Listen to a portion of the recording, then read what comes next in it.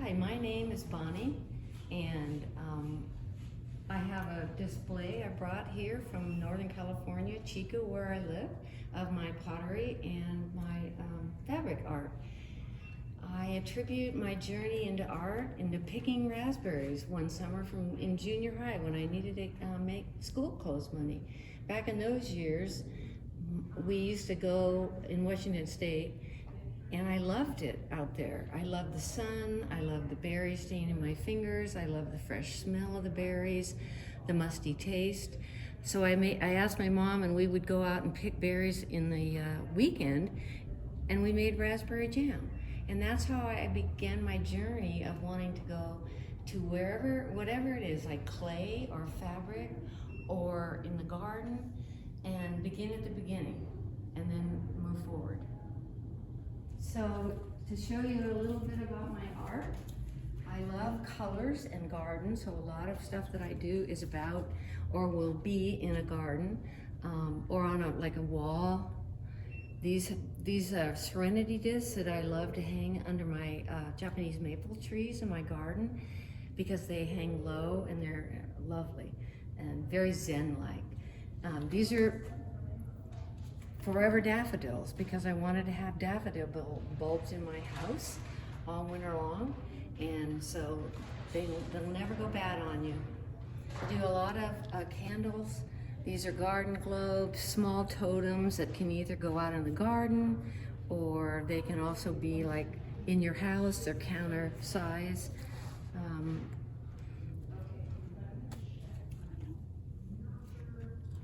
We have earrings that I was enjoying making this last spring. They're clay.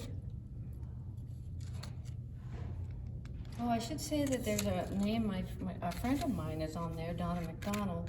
She helped me make the earrings because I do the clay part, and she's at home right now with her husband who's ill, so I asked her if she wanted some projects to do at home to keep her busy while she's there, so she did the beadwork and the attachment and all that for me. So one of the things I really like to make also are Tree of Life candlesticks. The Tree of Life, I have it in several places in my work, in one of the quilts over there. I just love the concept of it, of the joy of animals living in trees, the shade that they give us. So there's a lot of that emphasis in my work. The hangers here, this is a silk organza that was all naturally dyed with eco dyes, leaves from my yard.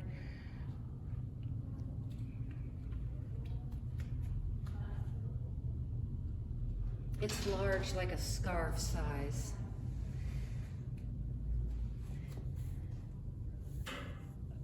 And here is another wall hanging that's done with leaves. That's on a piece of silk also that was done with natural dyes. I think it's ginkgos and geranium leaves and some,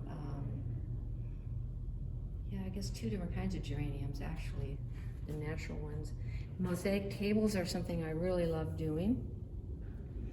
I started out doing mosaics, breaking up pieces, kind of the traditional mosaics, and then I changed over time where I like to have a little more control. So all the pieces are handmade, cut out, and then glazed. Every piece of pottery goes through 2 firings, a bisque firing where you fire them, and then they're white, or whatever color clay, and then the second glaze firing. These are 2 pieces. I just had the opportunity to go to Bali with Valori Wells and Kelly Sheets. And while we were there, we did some work with block printing, the block prints that Val brought, and I used her blocks and made some prints. And those are all pieces that I started in Bali. That I fell in love with the rice fields there. They're not like the rice fields we have here that are done by machine. Every single piece of plant is set in the ground by people. And if you walk in the mornings, which we often did, there are temples right amongst the rice fields that are to bless the rice field. And so I put a couple little pieces of my pottery on my quilts. So these are some mugs. Again, you can see I love a lot of color, I love a lot of flowers, and that's one of my little snails. I got in the habit of, I have a granddaughter that I make all kinds of little tiny animals for, and then she always breaks them actually, but she has a lot of fun with them. So the snails are part of my child type art. And this pot is a coil pot. I have only a couple of those here. It's hand coiled, around and around, and you bring it up with these coils that you put together, and it's a very slow process, but it allows me to make a little bit larger things and also a little bit more sturdy. Ginkgos is also, this is a ginkgo, the ginkgo leaves. Ginkgos I love, and there's a lot of ginkgos in my work also. More mosaic tables. And these are garden stakes that they have underneath a stand, so you can put them in the flower pots, or you can put them in the dirt in your garden, and they just give you, again, color all year long.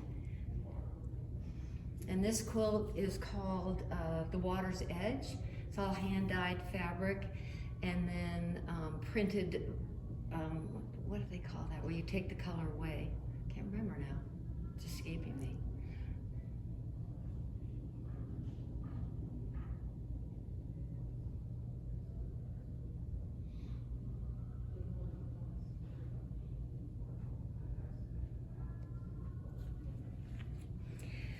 So this is some of the work.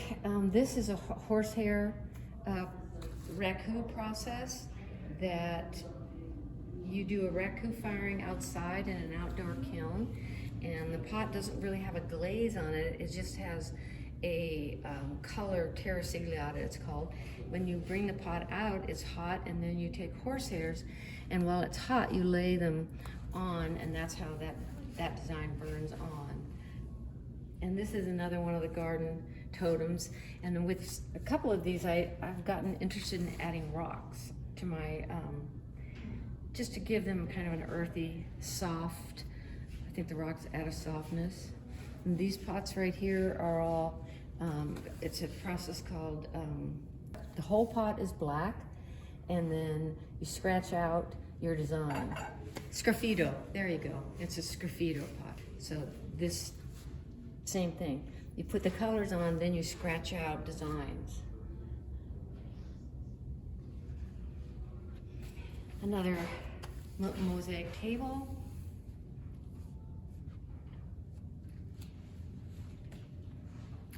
And this is a shibori dyed quilt. Shibori is a Japanese technique where you wrap the fabric around a pole and then do different layers of dyeing to get this is a tree of life quilt again, to get that effect of the lines, and then sewing appropriately gives you the tree effect. And these bowls are a majolica technique. They're painted with a white when they're after they've been bisque, a white glaze, and then you do your color work on top of that, and then a clear glaze on top of that. So there's a lot of hand painting going into those, but they're fun to make. I like making them, and they remind me of when I went to the Italian potteries in Deruta, Italy, because they do a lot of majolica.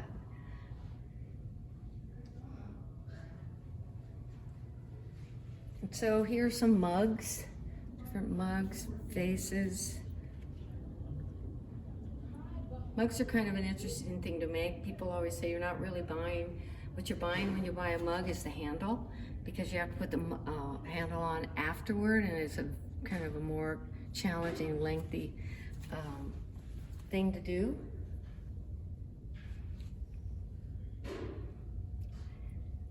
And this is a lantern to have outside, again, with their garden ideas.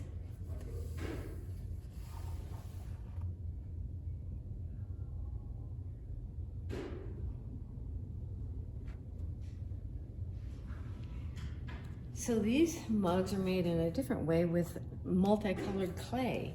When I threw them, as you make your cylinder and then make little slits, and I added red and black and a darker tan clay, and then when you finish throwing them, you get that swirl kind of effect.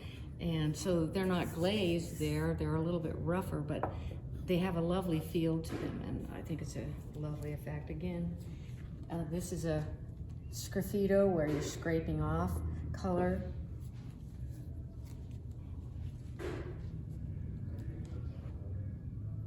The functional ware that you've seen or see now, like trays, all of them are microwave and dishwasher safe. And they're made out of a stoneware, so that they're, you know, pretty tough stuff.